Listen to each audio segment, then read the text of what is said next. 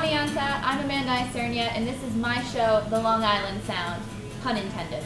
This show is all about recognizing all the great musicians in Long Island, and our first interview is with a solo artist who I'm sure you've heard of before because he's absolutely amazing, Corey Balsamo. So make sure that you stick around for that. But right now, we're going to show you a song that he played for us acoustically called September off of his last EP, so you'll enjoy it.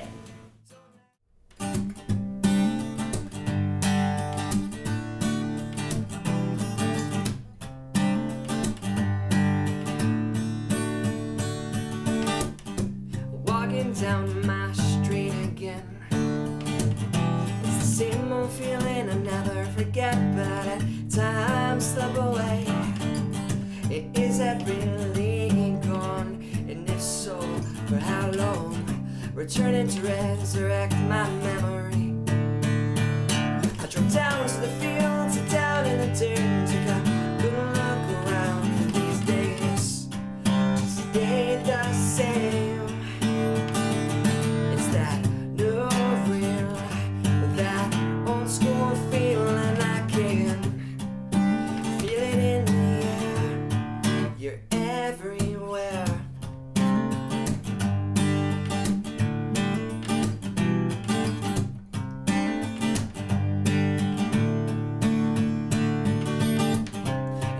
See my old friends. We'll catch up then every now and again, and again and again. And how can I make this simple? With thoughts of September, and I can't remember that last time I saw you. Drove down to the fields, down in the dirt, took a long look around. These days just stayed the same. That old school feel, and I can feel it in the air. You're everywhere.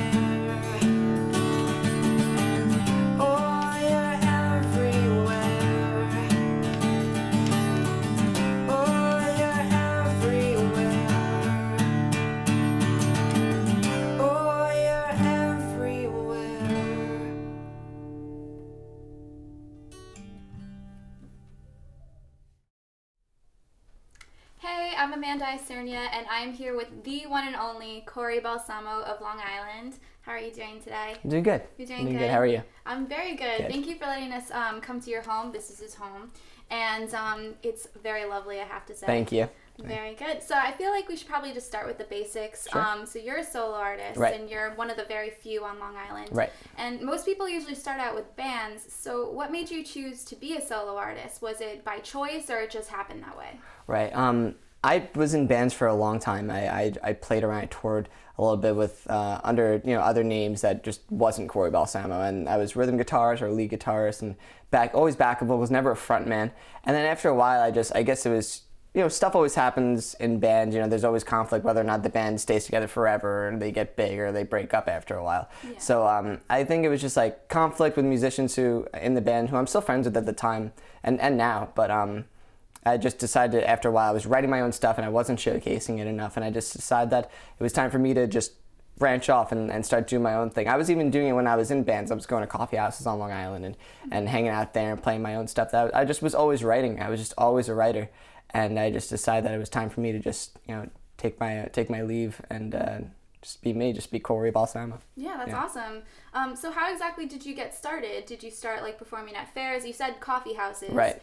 So I started performing just like the local open mics, and then from there on, just gaining like a little bit of a following. Like very few people come out to see me play, and even then it was just like you were playing with other musicians. You know, you would hang out at the open mics, you get your 3 or 4 songs set, maybe even less, and you just be able to showcase what you were doing. And from there on, you start booking shows, you start playing shows, you start recording a CD. Just kind of snowballs from there. Yeah. And you start playing more shows, and then you're playing out-of-state shows, and then you're supporting an artist out of state, and then you're doing your own headlining, and it just kind of, like I said, like just snowballs. Yeah, definitely a snowball effect. So not to sound like a creeper, but I know that you're a very big John Mayer fan. Right. Yep. I went on your Tumblr and I saw tons and tons of quotes from him. So obviously he's got to be a very big influence on your music. Do you feel like he's a big influence on your life too? Yeah, definitely. I think the thing that makes John Mayer so awesome to me, like he's a very relatable person. We're similar in the ways that like we both left college early. We both wanted to just pursue music. We just didn't really see the need for that kind of formal education. And I would say like when I was about 10 years old, I remember like my mom for Christmas like bought me like the live John Mayer DVD, and I remember watching and just being like, wow, that's what I want to do. And I went out, and like my birthday's only a couple weeks after Christmas, so we got like my first guitar, and from then on I just started playing. And he was definitely that musical influence, but like you said, like that personal influence. Just hearing him speak, he just has such like this like awesome way to word things. I mean, he's just at this incredible vocabulary that's just, it's impressive. But he's an incredible musician, and he's a great speaker, and like no matter wherever he winds up in the tabloids, I know that he's just genuine. I only like him for his music, you know what I mean? Like people always say, oh, he's done this with so and so, and I don't really care. I don't like John Mayer for who he is as a celebrity. I don't really care what he does in his personal life. But it's definitely that main influence. But there was one quote that you posted that was saying how the number one thing you have to do before you set out for a goal is to define your expectations and your idea of making it. So could you like maybe elaborate on that, and like what are your exact ideas on making it for you? Sure. I guess it'd be very similar along the lines of what he said in that interview. It was, a lot of artists think it's, or up and coming artists like to think it's just so easy to just jump in a van and just go and play somewhere. But you got to be strategic with how you go about being a musician. You can, like you just learn from your mistakes. On my first tour that I did with my full band that was just under Corey Balsamo, which is 5 guys. We packed it to a van. We booked a couple of shows. We played everywhere from Vermont up like down to Nashville. And we played some shows that were fine. We played some shows that were lackluster and that weren't so great. And you learn along the lines. It's like, well, you can't show up in a town under a band name that no one's ever heard before and expect the whole town to come out to see you and have a sold-out, packed-out house. And you have to define your expectations. You have to say, okay, well, here's what we're going to do. And you learn from those mistakes. You say, especially after we put out the first record, and when it came down to writing again, we have this new record coming out in the fall. Along all lines of your musicianship and your career, you have to say, okay, well, here's where we did good the first time around, here's where we need improvement. So if you don't really pinpoint the good and the bad, if you don't, weigh it out in the end, and you just say, okay, we're just going to keep doing what we were doing, you're not going to progress anywhere. You're just going to say, oh yeah, we're just going to keep doing this, and then eventually your whole act's going to fall apart. So you always want to be progressing, and you always want to have this kind of mentality that I can always do better. And from the start, though, you have to define your expectation. You have to say, okay, this is where I want to go with my career, and just take it from there, really. Well, is there anything that you hope to accomplish as a musician? I guess just to share my music as much as possible with as many people as possible for the longest period of time. Because I've gone back and forth with career choices. There were times where, everyone always doubts themselves at times, no matter what you're doing in this life. And there's times when I thought I wanted to be a teacher, whether that was a music teacher or an English teacher. Like my father was an English professor at a local college here on Long Island. And like you go back and forth, but after a while I've said, well, maybe I'll always write for like a publishing company or things like that. But at the end of the day, like I know like when I've taken time off from writing, and we all hit a couple speed bumps along the road, obviously, but I remember back in the fall specifically, I took some time off just to write, and then I went through just like a hard breakup, and I was like, I was down on myself, I was feeling really down in the dumps, and then I went on tour later that spring with this band For the Foxes, and I just kind of travel around a little bit. And I remember just the first night on tour, after getting out of my little slump, after the breakup was done and all that, and I remember the first night just getting off stage and being like, wow, this is what I need to do. Yeah. So it's just those little things that kind of solidify yourself, you know, and you say after a while, like, okay, I'm back on the right track. Like, you know, so I might have veered off for a little bit, but now I know what I need to do. It's kind of making it concrete in your mind.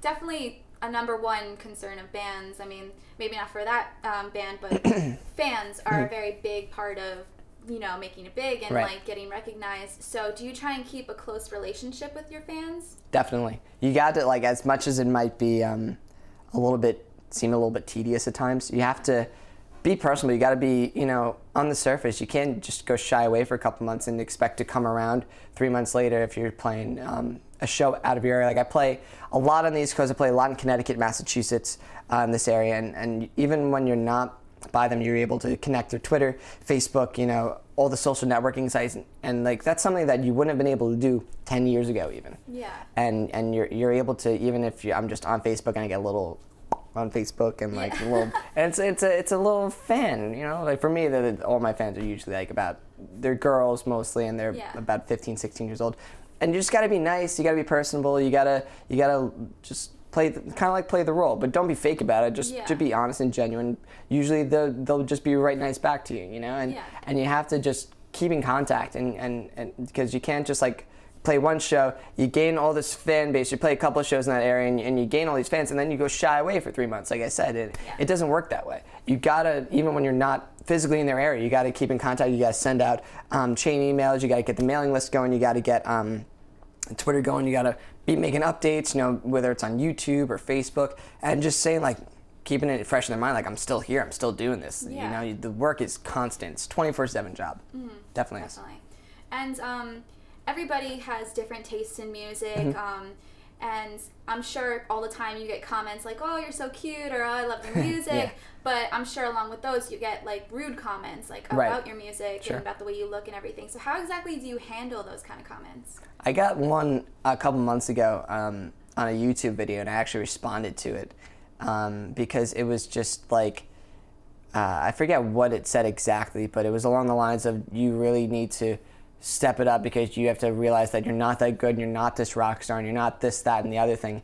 And I responded to it what I thought was very maturely, and I kind of wrote back to the person and made it a little bit public just to give everyone this kind of, because there's a huge disrespect thing going on Long Island between a lot of bands. A lot of bands feud and fight, and we're all out for the same attainable goal, whether it's like you want to get signed to this label or that label, or we all just need to like come together when it comes to art, especially. We're not working on Wall Street, you know, in business suits and suitcases and stuff.